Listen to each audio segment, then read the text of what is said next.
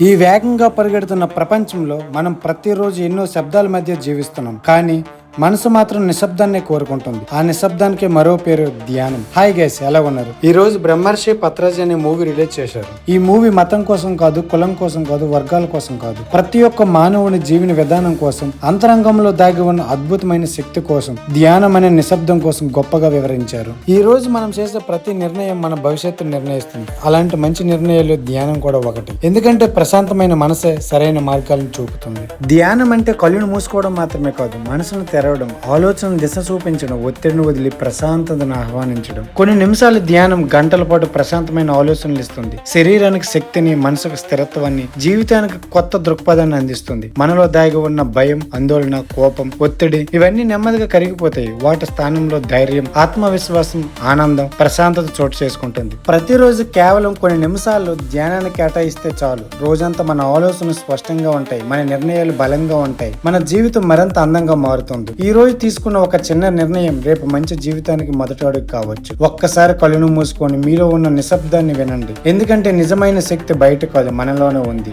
ధ్యానం ఒక అలవాటు కాదు, జీవితాన్ని మార్చే ఒక అందమైన ప్రయాణం. ఇలాంటి గొప్ప గొప్ప విషయాలన్నీ ఈ మూవీలో తెలియజేయడం జరిగింది. Thank you.